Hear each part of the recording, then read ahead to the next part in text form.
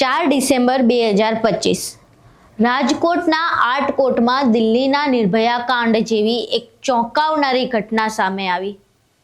ખેત મજૂરની વાડીમાં એક નાનકડી ફૂલ જેવી 6 વર્ષની બાળકી સાથે દુષ્કર્મ આચરવામાં આવ્યું અને ત્યારબાદ તેના ગુપ્તાંગમાં લોખંડનો સળિયો ઘુસેડી દેવામાં આવ્યો।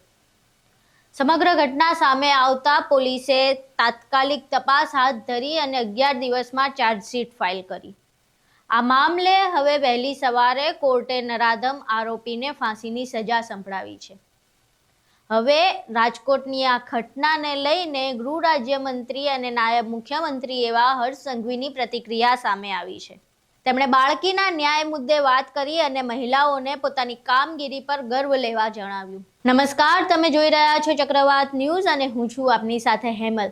અહીં જુઓ નાયબ મુખ્યમંત્રી હર્ષ સંઘવીએ જાહેર સભામાં રાજકોટની ઘટના વિશે શું કહ્યું।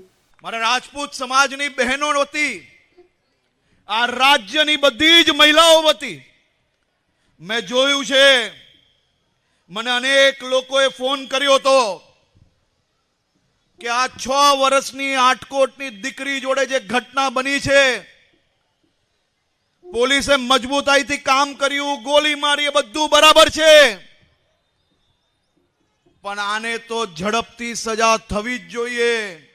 સરકાર આ કેસને પેપરોમાં આવતું બંધ થાય ને ભૂલી ના જાય, તેની જવાબદારી તમારી છે।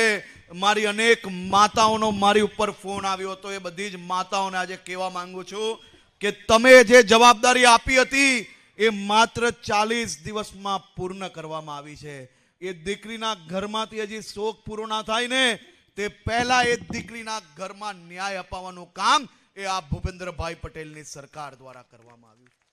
અનેક માતાઓ આ ચેનલોના માધ્યમથી આપણે જોઈ શકતા હતા, અનેક બહેનો, અનેક માતાઓ મંદિરમાં પૂજા કરીને આ દીકરીના પરિવાર માટે મનોકામનાઓ માંગી હતી, ન્યાય માટેની આશા જોડે પૂજા વિધિ કરી હતી।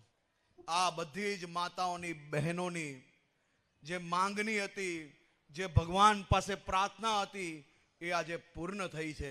અને ભવિષ્યમાં બી હું તમને વચન આપું છું કે આ પ્રકારની ઘટનામાં અમે મજબૂતાઈથી લડશો એવી તર કે રાત દિવસ કેસનું અમે ફોલોઅપ કરીએ છીએ। ત્યારે આજે આટલા દિવસની અંદર આવા એક નહીં પર અનેક ચુકાદાઓ લાવવામાં આપણે ગુજરાતને સફળતા પ્રાપ્ત થઈ છે।